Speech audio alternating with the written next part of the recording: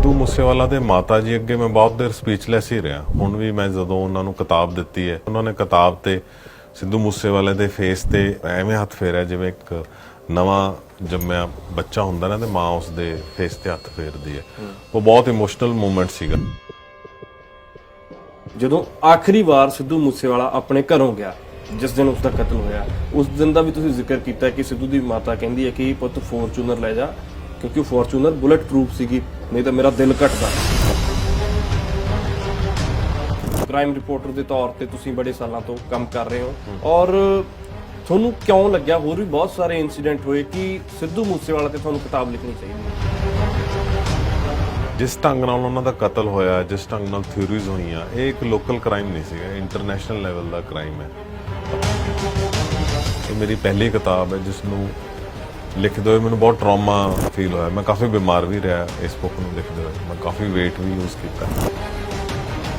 Political power ਦਾ ਲੱਗਦਾ ਤੁਹਾਨੂੰ ਇਸ ਦੇ ਪਿੱਛੇ? ਜਦੋਂ ਲਾਰੈਂਸ ਬਿਸ਼ਨੋਈ ਦੀਆਂ 2 ਬੈਕ ਟੂ ਬੈਕ ਇੰਟਰਵਿਊਜ਼ ਹੋਈਆਂ, ਉਸਨੇ ਮੈਨੂੰ ਪੱਕਾ ਕਰ ਦਿੱਤਾ ਕਿ ਕੁਝ ਤਾਕਤਾਂ ਨੇ ਜੋ ਲਾਰੈਂਸ ਬਿਸ਼ਨੋਈ ਨੂੰ ਹੈਲਪ ਕੀਤਾ। ਉਹਨਾਂ ਨੇ ਕੋਈ ਇਨਸਟੈਂਸਿਸ ਨੇ, ਕੋਈ ਕਹਿ ਰਹੇ ਕਬੱਡੀ ਦੇ ਵਿੱਚ ਕੋਈ ਇੱਕ ਕਬੱਡੀ ਟੂਰਨਾਮੈਂਟ ਵਿੱਚ ਮੂਸੇਵਾਲਾ ਜਾਣਾ ਚਾਹੁੰਦਾ ਸੀ, ਉਹਨੂੰ ਰੋਕਿਆ ਗਿਆ। ਹੋਰ ਬੜੇ ਮਸਲੇ ਨੇ। ਕੋਈ ਇਹ ਵੀ ਕਹਿੰਦੇ ਨੇ ਕਿ ਜਿਹੜੇ ਪਾਕਿਸਤਾਨ ਬੇਸਡ ਗੈਂਗਸਟਰ ਤੇ ਟੈਰਰਿਸਟ ਹੈ ਰਿੰਦਾ, ਉਸਨੇ ਵੀ ਕੁਝ ਇਹਨਾਂ ਦੇ ਵਿੱਚ ਕੰਪਰੋਮਾਈਜ਼ ਕਰਵਾਇਆ, ਜਿਹੜਾ ਕਿ ਬਾਅਦ ਦੇ ਵਿੱਚ ਫੋਲੋ ਨਹੀਂ ਕੀਤਾ ਗਿਆ।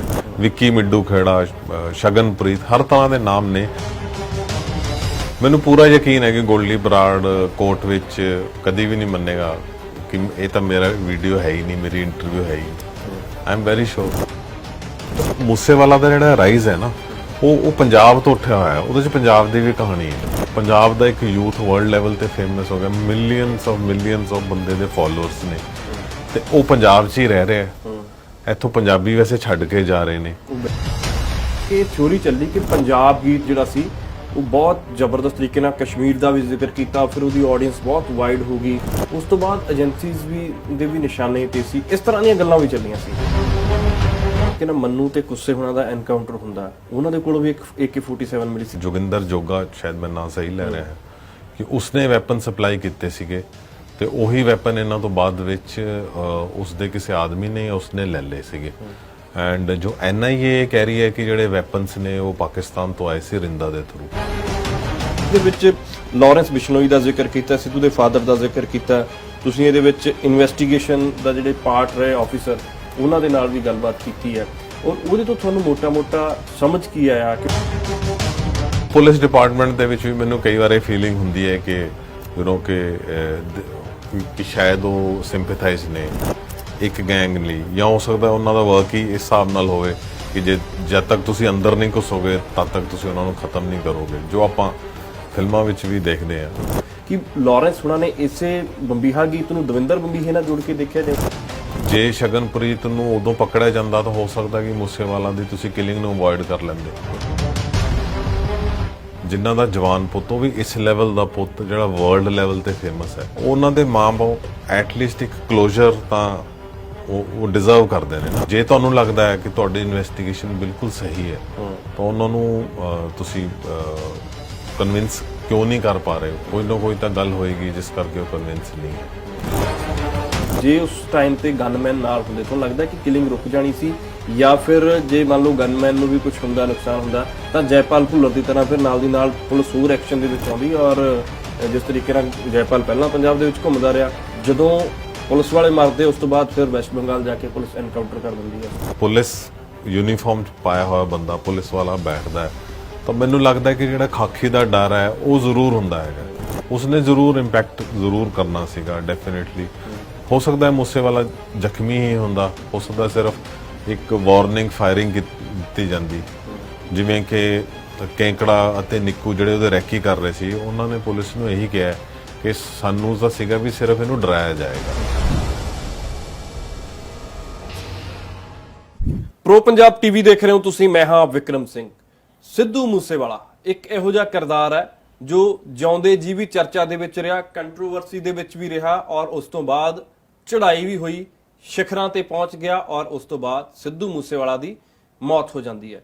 मौत तो बाद भी सिद्धू मूसेवाला नूं लोकां ने सर्च किया, जिहड़े लोग नहीं भी जानते सी ਹਾਲੀਵੁੱਡ ਤੱਕ ਸਿੱਧੂ ਨੇ ਪਹੁੰਚ ਕੀਤੀ, ਉਹਦੇ ਗਾਣੇ ਵੀ ਹਾਲੀਵੁੱਡ ਦੇ ਕਲਾਕਾਰਾਂ ਨੇ ਗਾਏ ਔਰ ਉਸ ਤੋਂ ਬਾਅਦ ਮੂਸੇ ਪਿੰਡ ਵੀ ਆਉਣ ਲੱਗੇ। ਪਰ ਜਿਸ ਤਰੀਕੇ ਦੇ ਨਾਲ ਇਹ ਤਸਵੀਰ ਦਿਖਦੀ ਹੈ ਕਿ ਸਿੱਧੂ ਮੂਸੇਵਾਲਾ ਨੂੰ ਗੈਂਗਸਟਰਾਂ ਨੇ ਕਤਲ ਕਰ ਦਿੱਤਾ, ਪਰ ਇਸ ਦੇ ਪਰਦੇ ਦੇ ਪਿੱਛੇ ਦੀ ਕਹਾਣੀ ਕੀ ਹੈ, ਕਿ ਵਾਕਈ ਗੈਂਗਸਟਰਾਂ ਨੇ ਮਾਰਿਆ ਜਾਂ ਕਹਾਣੀ ਕੁਝ ਹੋਰ ਹੈ। ਇੱਕ ਕਿਤਾਬ ਲਿਖੀ ਹੈ, ਬਹੁਤ ਫੇਮਸ ਜਰਨਲਿਸਟ ਨੇ ਔਰ ਆਥਰ ਵੀ ਨੇ, ਬਹੁਤ ਸਾਰੀਆਂ ਕਿਤਾਬਾਂ ਵੀ ਇਹਨਾਂ ਨੇ ਲਿਖੀਆਂ ਨੇ, ਔਰ ਸ਼ਹੀਦ ਭਗਤ ਸਿੰਘ ਦੀ ਕਿਤਾਬ ਦਾ ਮੈਂ ਜ਼ਰੂਰ ਜ਼ਿਕਰ ਕਰੂੰਗਾ, ਔਰ ਉਹਨਾਂ ਦੀ ਪਿਸਟਲ ਵੀ ਜਿਹੜੀ ਸੀ ਉਹ ਵੀ ਲੱਭ ਕੇ ਲਿਆਉਣ ਵਾਲੇ ਪੱਤਰਕਾਰ ਜੁਪਿੰਦਰਜੀਤ ਸਿੰਘ ਦਾ ਇੰਟਰਵਿਊ ਨਾਲ ਜੁੜੇ ਹੋਏ ਆ, ਔਰ ਉਹਨਾਂ ਨੇ ਹੁਣ ਇੱਕ ਕਿਤਾਬ ਲਿਖੀ ਹੈ, ਕਿਤਾਬ ਹੈ ਹੂ ਕਿਲਡ ਮੂਸੇਵਾਲਾ।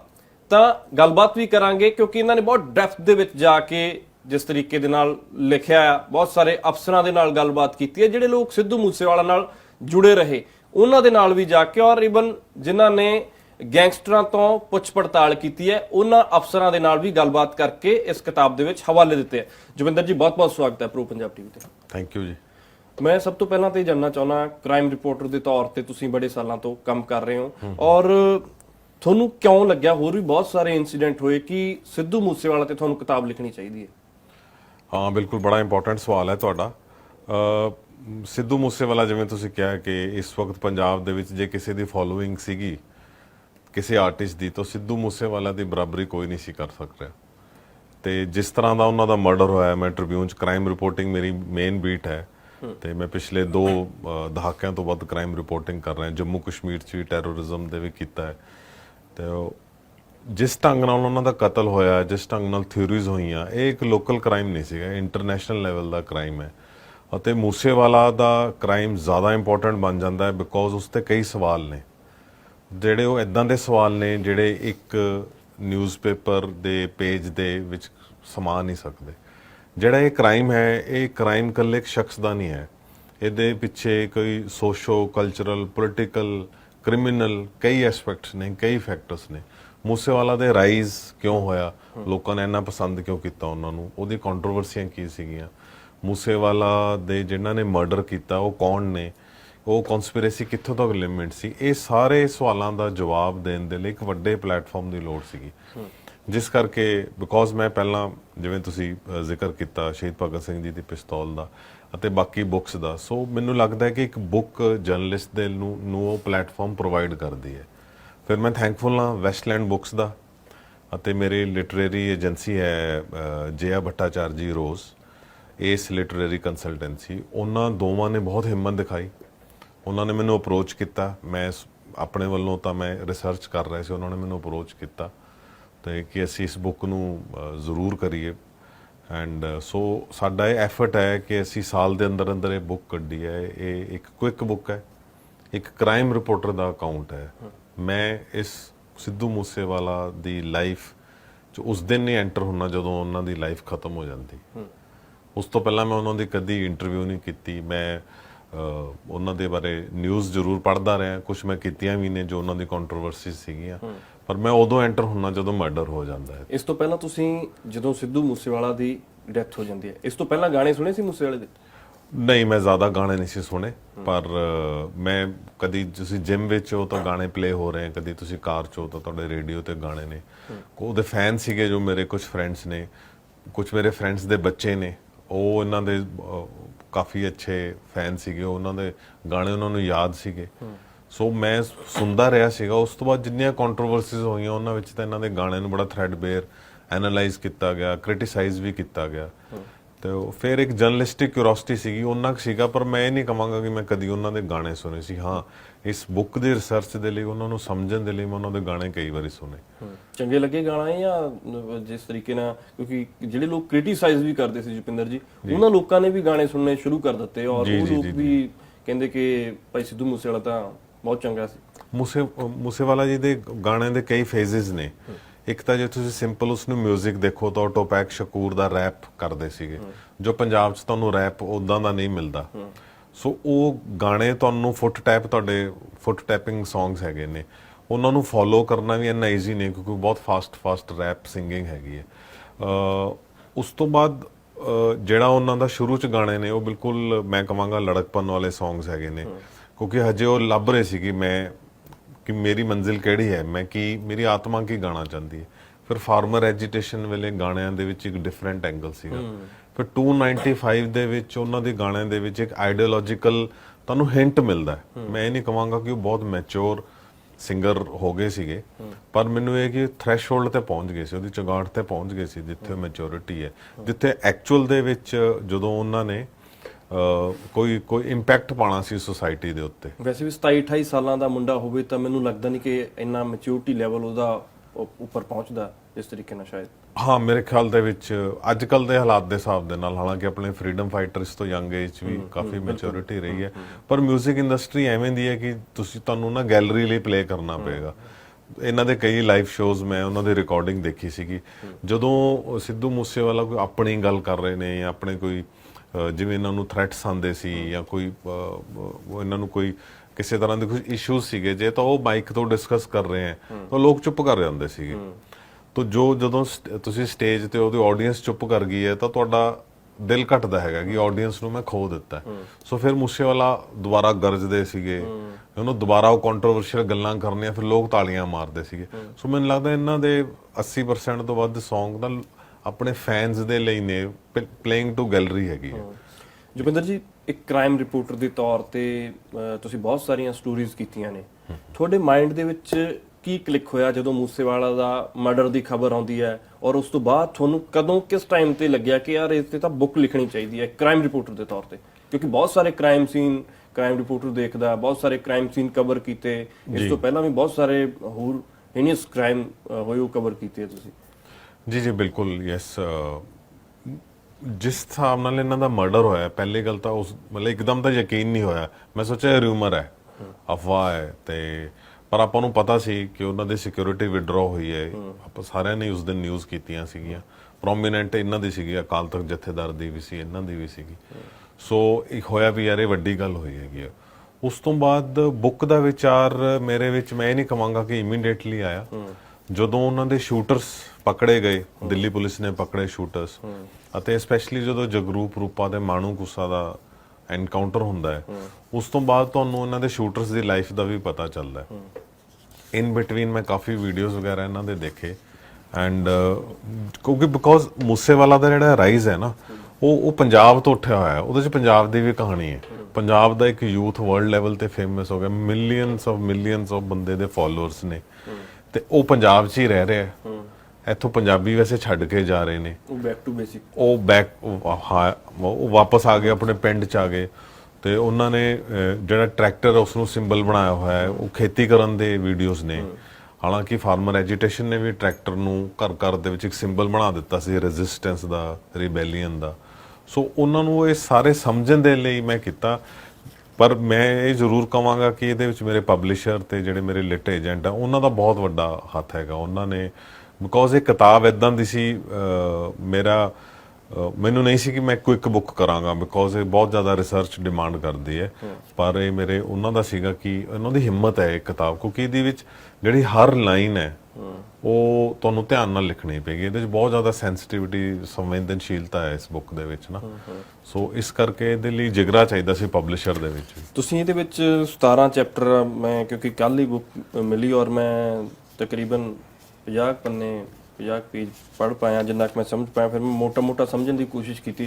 ਤੁਸੀਂ ਹਵਾਲੇ ਵੀ ਦਿੱਤੇ ਆ, ਜਿਵੇਂ ਹਿਸਟਰੀ ਦਾ ਹਵਾਲਾ ਵੀ, ਜੇ ਤਰਨਤਾਰਨ ਦੀ ਗੱਲ ਕੀਤੀ ਹੈ ਤਾਂ ਹਿਸਟਰੀ ਦਾ ਹਵਾਲਾ ਵੀ ਦਿੱਤਾ ਤੁਸੀਂ ਕਿ ਭਾਈ ਫਲਾਣੇ ਗੁਰੂ ਸਾਹਿਬ ਇਸ ਤਰੀਕੇ, ਜਾਂ ਫਲਾਣਾ ਬੰਦਾ ਇਹਦੇ ਨਾਲ ਅਟੈਚ ਰਿਹਾ, ਜਾਂ ਗੁਰੂ ਸਾਹਿਬ ਦਾ ਵੀ ਤੁਸੀਂ ਜ਼ਿਕਰ ਕੀਤਾ ਕਿ ਉਹਨਾਂ ਨੇ ਆ ਕੇ ਇਸ ਤਰੀਕੇ ਨਾਲ ਕੀਤਾ।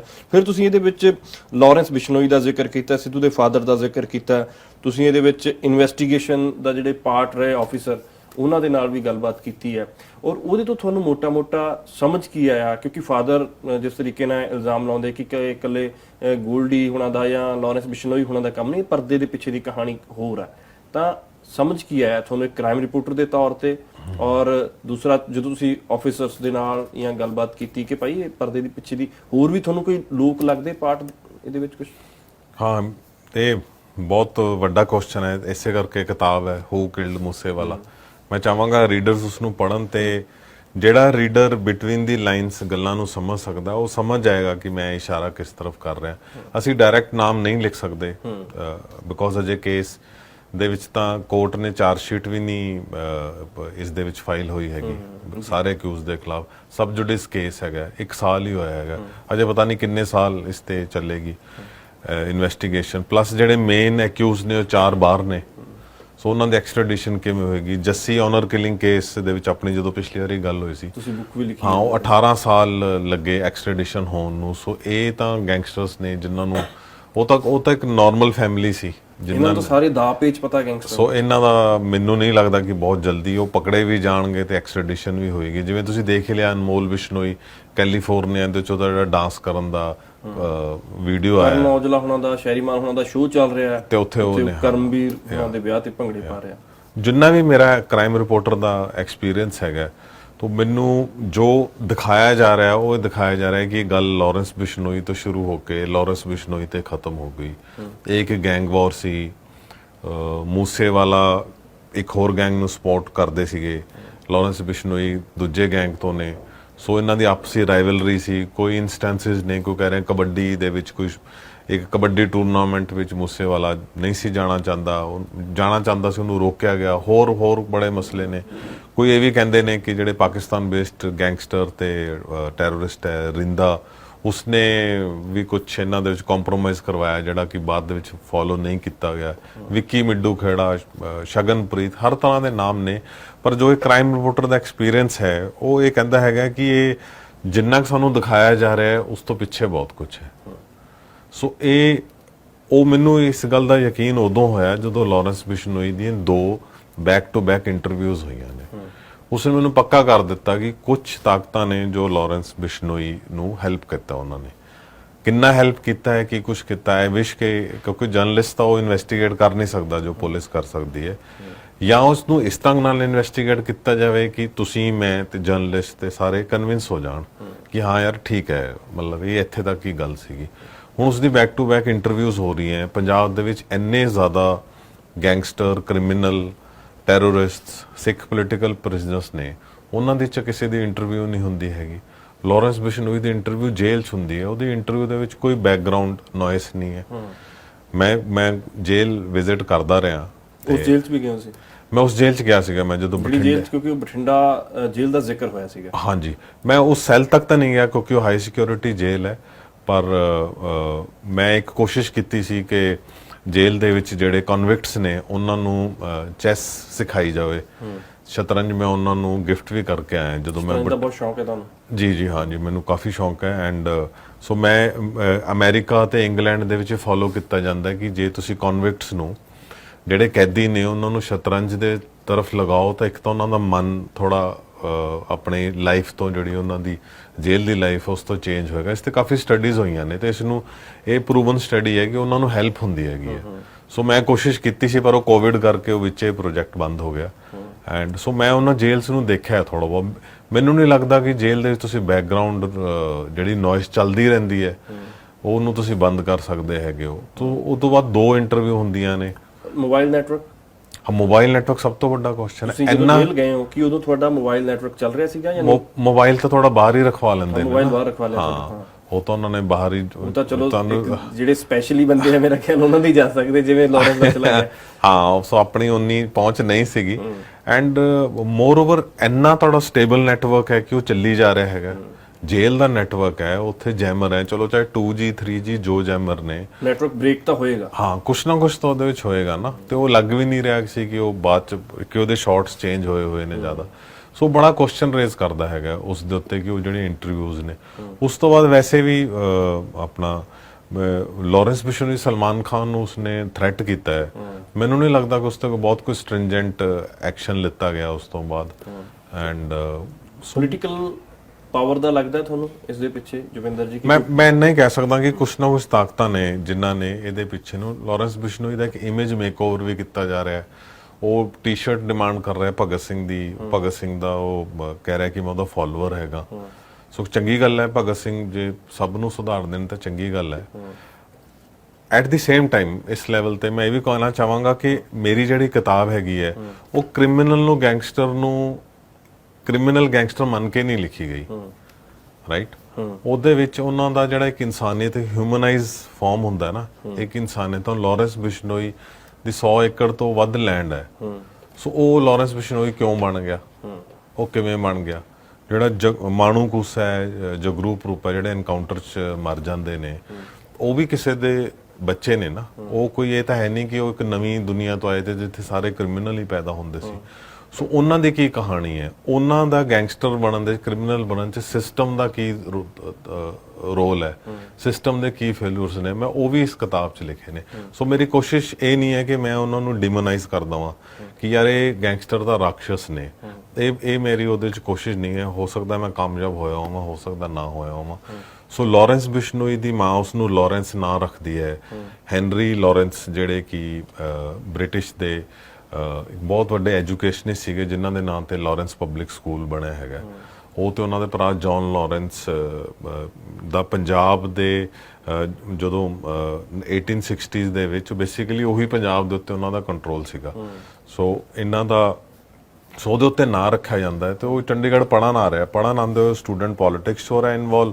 ਸਟੂਡੈਂਟ ਪੋਲਿਟਿਕਸ 'ਚ ਲੜਾਈ ਹੋ ਜਾਂਦੀ। ਹੁਣ ਕਾਲਜ ਦੇ ਵਿੱਚ ਮੈਨੂੰ ਲੱਗਦਾ ਸ਼ਾਇਦ ਹੀ ਕੋਈ ਯੂਥ ਹੋਏਗਾ ਜਿਹਦੀ ਲੜਾਈ ਨਾ ਹੋਈ ਹੋਵੇ ਕਦੀ। ਇਹ ਬਹੁਤ ਕਾਮਨ ਹੈ ਵੀ ਤੁਹਾਡੀ ਲੜਾਈ ਹੋ ਜਾਵੇ। ਕਈਆਂ ਦੀ ਲੜਾਈ ਵੱਧ ਕੇ ਉਹ ਚਲੀ ਗਈ, ਉਹਨਾਂ ਦੀ ਜ਼ਿਆਦਾ ਵੱਡਾ ਝਗੜਾ ਹੋ ਗਿਆ। ਜਦੋਂ ਇੱਕ ਸਟੂਡੈਂਟ ਦਾ ਝਗੜਾ ਹੁੰਦਾ ਹੈ ਤਾਂ ਤੁਸੀਂ ਉਸ ਨੂੰ ਅਰੈਸਟ ਕਰਕੇ ਇੱਕ ਵੱਡੀ ਜੇਲ੍ਹ ਵਿੱਚ ਕਿਉਂ ਭੇਜ ਦਿੰਦੇ ਹੋ?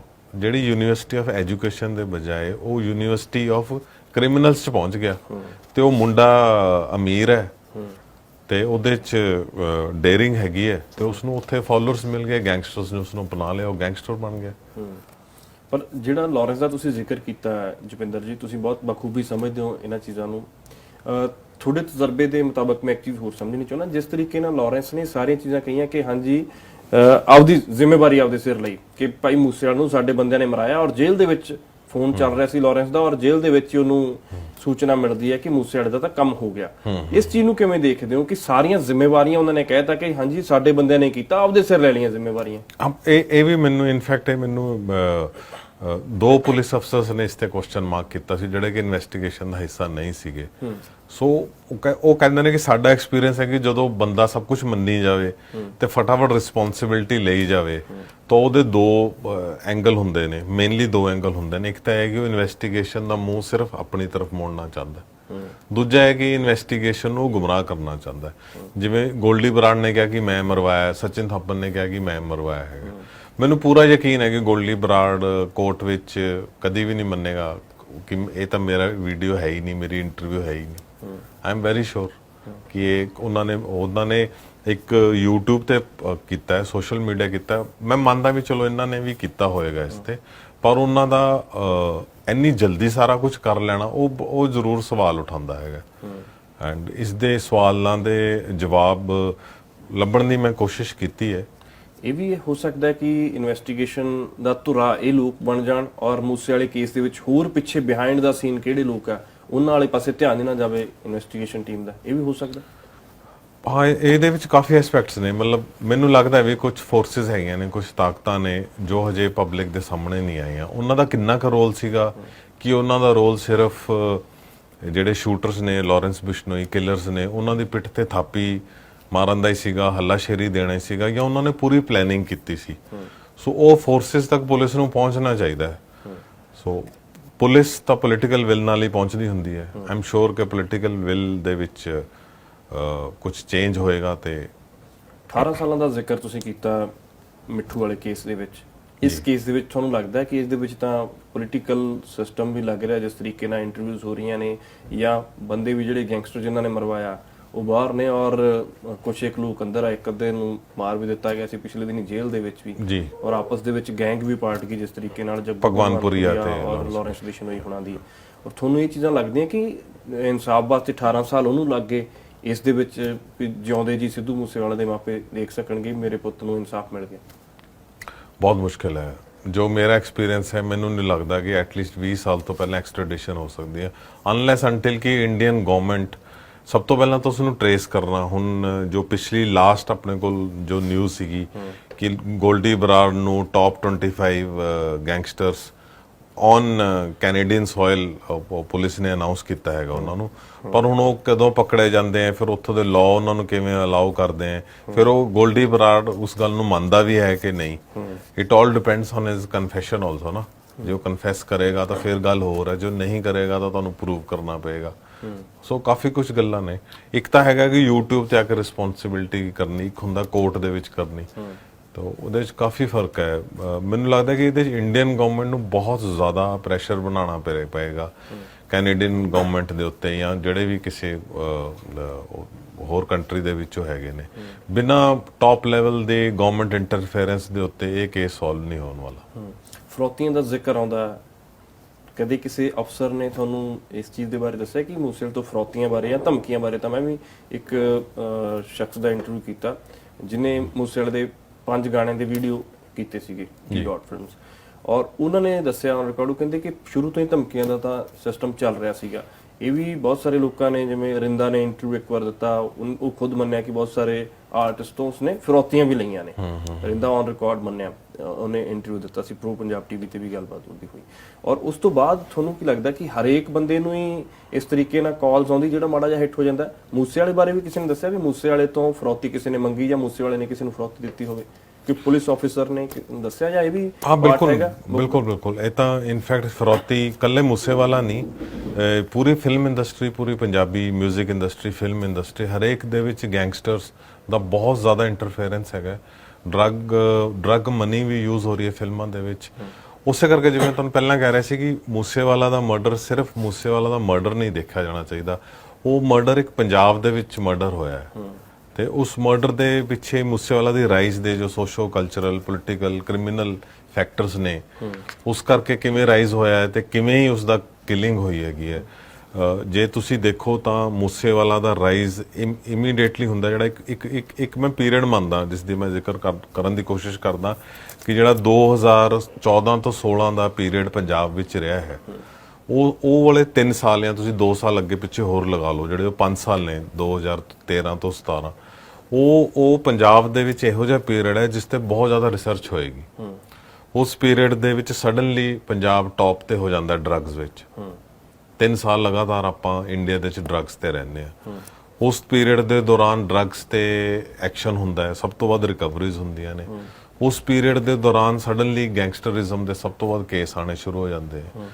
ਉਸ ਪੀਰੀਅਡ ਦੇ ਦੌਰਾਨ ਹੀ ਇੱਕ ਆਪਣੇ 뮤직 ਇੰਡਸਟਰੀ ਦੇ ਉੱਤੇ 7-8 FIRs ਹੁੰਦੀਆਂ ਨੇ ਤੇ ਇੱਕ ਸਿੰਗਰ ਦੇ ਉੱਤੇ ਗੋਲੀ ਵੀ ਚੱਲਦੀ ਹੈ।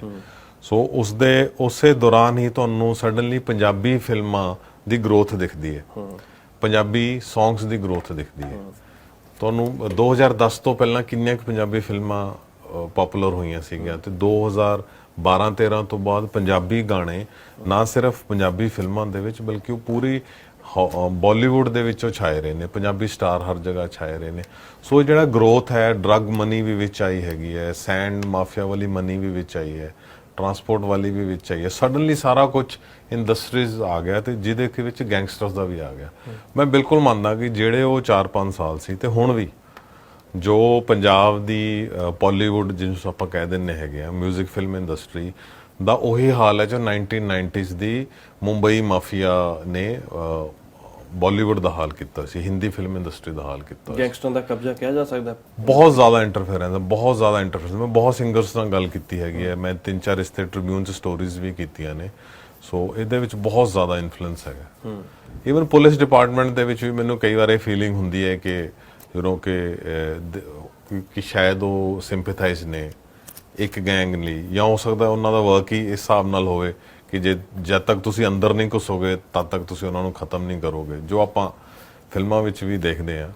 ਸੋ ਇਹਨਾਂ ਦੀ ਇਨਫਿਲਟ੍ਰੇਸ਼ਨ ਹਰ ਜਗ੍ਹਾ ਹੈ ਗੈਂਗਸਟਰਸ ਦੀ ਐਂਡ ਦੀ। ਸੋ ਉਹ ਜਿਹੜਾ ਉਹ ਪੀਰੀਅਡ ਹੈ ਨਾ 4-5 ਸਾਲ ਦਾ, ਉਸ ਪੀਰੀਅਡ ਦੇ ਵਿੱਚੋਂ ਹੀ ਸੈਕਰੀਲੇਜ ਵੀ ਦੇਖੋ 2015 'ਚ ਸੈਕਰੀਲੇਜ ਹੋਇਆ ਜੋ ਹਜੇ ਤੱਕ ਚੱਲਦਾ ਆ ਰਿਹਾ। ਡੇਰਾ ਸੱਚਾ ਸੌਦਾ ਨਾਲ ਵਿਵਾਦ, ਉਹ ਵੀ ਹਜੇ ਤੱਕ ਚੱਲਦਾ ਆ ਰਿਹਾ। 2017 ਦੀ ਸਰਕਾਰ ਚੇਂਜ ਹੁੰਦੀ ਹੈ, ਫਿਰ ਆਮ ਆਦਮੀ ਪਾਰਟੀ ਦੀ ਸਰਕਾਰ ਹੁਣ 2022 ਚ। ਸੋ ਉਹ ਜਿਹੜੇ ਚੇਂਜਸ ਨੇ ਨਾ, ਉਹਦਾ ਬੇਸ ਆਫ 5 ਇਅਰਸ ਹੀ ਹੈ, ਜਿਸ ਨੂੰ ਸਮਝਣ ਦੀ ਬਹੁਤ ਲੋੜ ਹੈ।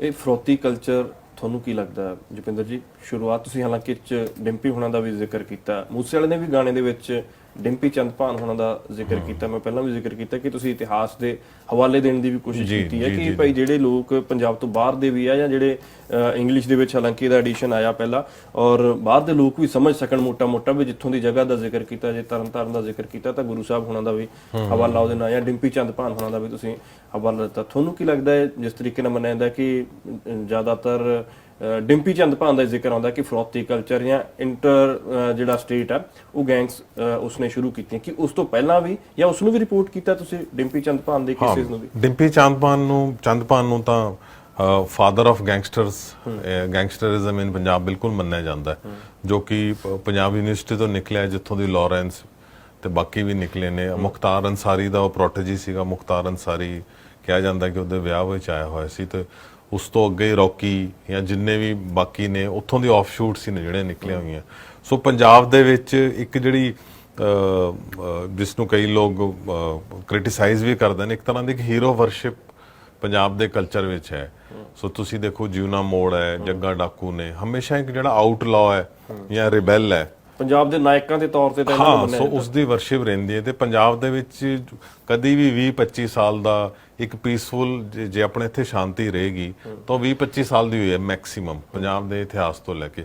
ਆਪਣੀ ਇੰਨੀਆਂ ਇਨਵੇਜਨਸ ਹੋਈਆਂ ਨੇ, ਕਿੰਨੇ ਇੱਥੇ 8ਵੀਂ 9ਵੀਂ ਸ਼ਤਾਬਦੀ ਤੋਂ ਇੱਥੇ ਇਨਵੇਜਨਸ ਹੁੰਦੀਆਂ ਆ ਰਹੀਆਂ ਨੇ। ਸੋ ਪੰਜਾਬੀਆਂ ਨੇ ਸਭ ਕੁਝ ਸਿਆ ਹੈ, ਤੇ ਉੱਥੋਂ ਦੀ ਹੀ ਇਹ ਇੱਕ ਲੋਕਾਂ ਦੇ ਚ ਨਿਕਲੇ ਵੀ ਜਿਹੜਾ ਆਦਮੀ ਸਿਰ ਕੱਢੂ ਹੋਏਗਾ ਉਸ ਦੀ ਹਮੇਸ਼ਾ ਫੋਲੋਇੰਗ ਹੋਏਗੀ, ਤੇ ਚਾਹੇ ਉਹ ਲਾਅ ਦੇ ਖਿਲਾਫ ਹੀ ਹੋਵੇ। ਸੋ ਚਾਹੇ ਚਾਂਦਮਾਨ ਸੀਗਾ ਜਾਂ ਦੂਜੇ ਸੀਗੇ, ਉਹਨਾਂ ਸਾਰਿਆਂ ਦੀ ਪੋਸਟ ਟੈਰਰਿਜ਼ਮ ਇਮੀਡੀਏਟਲੀ ਗੈਂਗਸਟਰਿਜ਼ਮ ਆ ਗਿਆ। ਉਸ ਤੋਂ ਪਹਿਲਾਂ ਪੰਜਾਬ ਦੇ ਵਿੱਚ ਕੋਈ ਗੈਂਗਸਟਰਿਜ਼ਮ ਵਾਲਾ ਕਲਚਰ ਸੀਗਾ ਨਹੀਂ।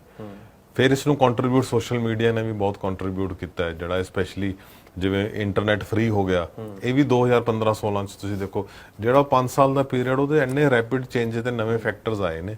ਜਿਹੜਾ ਇੰਟਰਨੈਟ ਫ੍ਰੀ ਹੁੰਦਾ ਹੈ ਉਹ ਸਡਨਲੀ ਸਿੰਗਰਸ ਨੂੰ ਤੁਹਾਨੂੰ ਲੋੜ ਹੀ ਨਹੀਂ ਹੈ ਕਿ ਤੁਸੀਂ ਟੀਵੀ ਤੇ ਆਪਣਾ ਗਾਣਾ ਕਰੋ ਰਿਲੀਜ਼, ਤੁਸੀਂ YouTube ਤੇ ਰਿਲੀਜ਼ ਕਰੋ, ਹਰ ਘਰ ਵਿੱਚ ਪਹੁੰਚ ਗਿਆ, ਤੁਹਾਨੂੰ ਵਿਊਜ਼ ਤੁਹਾਡੇ ਵੱਧ ਰਹੇ ਨੇ, ਤੁਹਾਨੂੰ ਹਿੱਟਸ ਜ਼ਿਆਦਾ ਆ ਰਹੀਆਂ ਤੇ ਤੁਸੀਂ ਆਪਣੇ ਪੈਸੇ ਉਸ ਤੋਂ ਕਮਾ ਰਹੇ ਹੋ।